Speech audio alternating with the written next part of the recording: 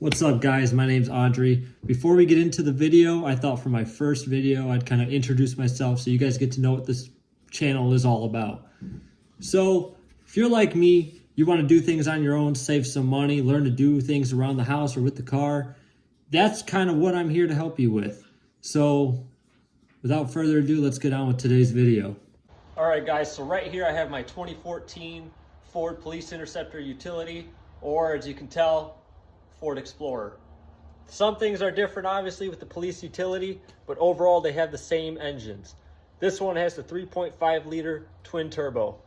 One big problem with these engines, I believe it's before 2015. I know they fixed it for the F-150 in 2015. They might have for Explorers, correct me if I'm wrong.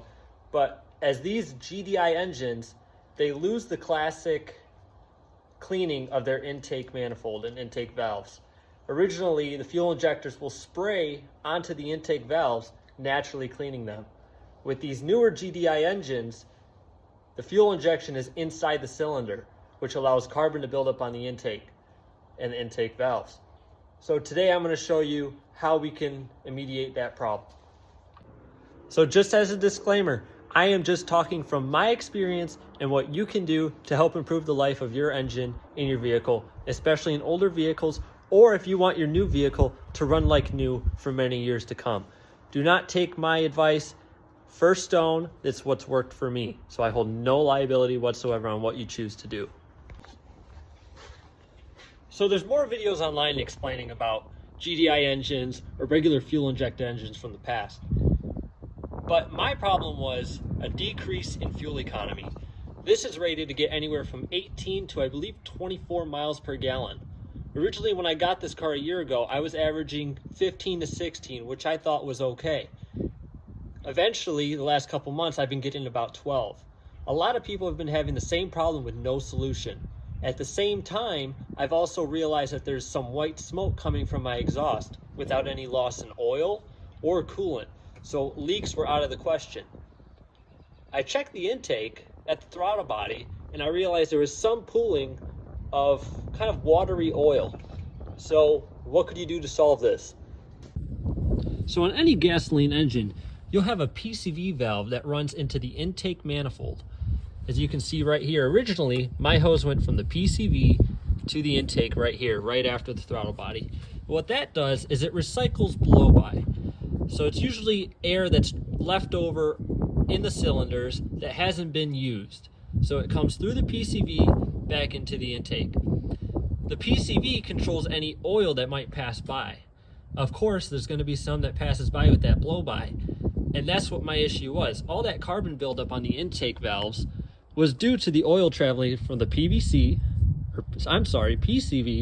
to the intake, creating a carbon buildup. This catch can right here solves that problem. The PCV runs into the catch can. All the oil and watery substances get trapped in this canister, and clean air flows back into the intake. So right here, my PCV outer diameter was about a little less than half an inch. So I got 15-30 seconds PCV hose, which won't collapse under vacuum. Some fuel lines will, so be cautious of that if you decide to go that route. But I recommend PCV hose. It's cut to length at your local auto store. I think I got 4 feet of it for about $9. Catch can was, a universal catch can. There are some companies that sell specific catch cans for the 3.5 or 3.7 Ford Explorers. This catch can was $30. If you don't want to spend the $160 for your specific model, you just take the old hose and a heat gun. Now, if you're anything like me and want things to be as clean as possible or look like factory when doing it yourself, I recommend doing what I did. Apply a heat gun to the original intake tube or PCV hose. That will allow you to take off the factory connectors to reuse without having to use clamps. And as you can see right here, factory connectors are both at the PCV and the intake. So I recommend checking periodically. Luckily, this one has a dipstick, so you don't have to take off the bottom canister, and you can see how much oil is built up. Usually it builds up about every half an oil change to a whole oil change. It'll see a decent amount of buildup, but nothing crazy where you have to change it every other week. So will the effects of the catch can be immediate? Will you see a buildup of oil right away? Not necessarily. Depending on how bad your blow-by is, or if you have a bad PCV valve, the oil buildup would be a lot more. I recommend changing the PCV valve. It's about $8 anywhere you go, even at the dealership. Surprisingly, they won't rob you on this. I've driven about 500 miles and I have probably 2 milliliters of oil water built up in my catch can.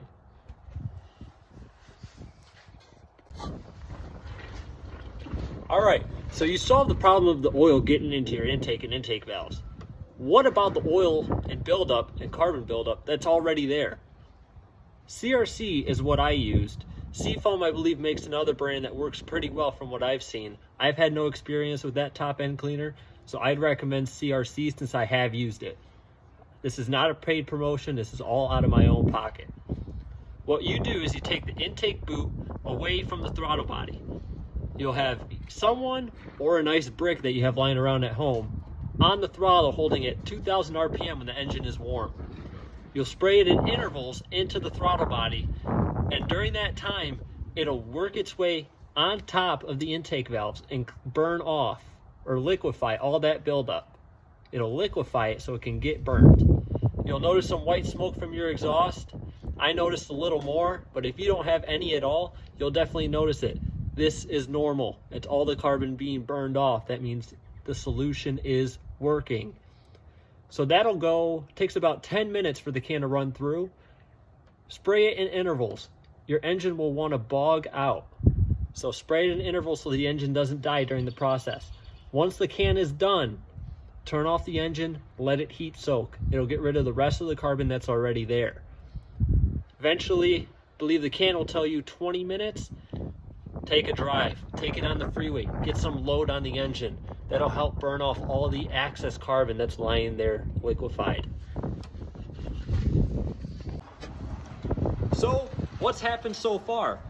With the catch can and the CRC intake cleaner, I went from about 12.5 miles per gallon, averaging 15 to 16, about 70% city, 30% highway. Now that's a dramatic increase without any performance mods whatsoever, simply preventative maintenance. All right, so as you can see, intake cleaning and a catch can solve most of your performance issues, especially on GDI engines where that buildup is very likely. For me, I wasn't getting the recommended MPG from the factory. So, how can that be? High mileage vehicles can expect a decrease in performance. This one has over 100,000 miles. However, you've only cleaned the top end of your engine from what I mentioned previously. You still have what's in the cylinders, and in these GDI engines, that fuel injector is part of the cylinder. So buildup can happen on the fuel injectors. So what I did is I got gum out multi-system tune-up. Now I'm not a fan of snake oil. Nothing against Seafoam. I use that for years, but I see Seafoam better for smaller engines such as lawnmowers and things like that. I got about a quarter to half of a can with a quarter tank and put it in. I ran that to nearly empty, so it was a concentrated solution. That would help break anything off in the fuel lines and on the fuel injector themselves so they're not clogged or sticking. Eventually, when I was low on gas, I put a full can in and a full tank of gas. And I'm running that now until nearly empty for the full solution to do its job. Now, I've only gone half a tank with this solution so far, and usually I'd be at about 120 miles on half a tank.